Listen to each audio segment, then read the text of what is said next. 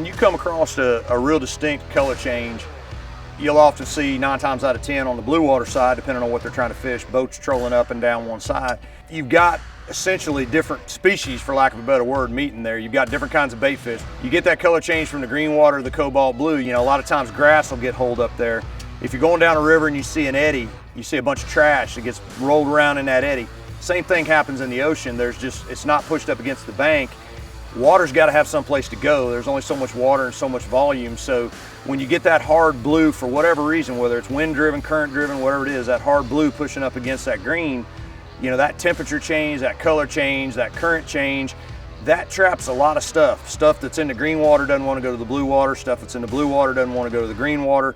It becomes a two-way highway, and there's predators. And predators are good at ambush and prey. They'll run right up and down that thing like it's an interstate highway looking for something to eat.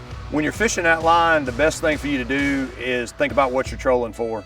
If you're trying, like we were down here in Venice, Louisiana, you're trying to catch blue marlin, you're trying to catch a big single yellowfin, maybe some wahoos, those are going to be the cobalt blue predators that are going to hang out on that outside. They're going to be in that cobalt blue water, and really what you want to do is just set up just off the grass line to where it won't foul your spread. But just know that that's an area that predatory fish are going to gather, and you're going to intercept them if you just go right down that highway.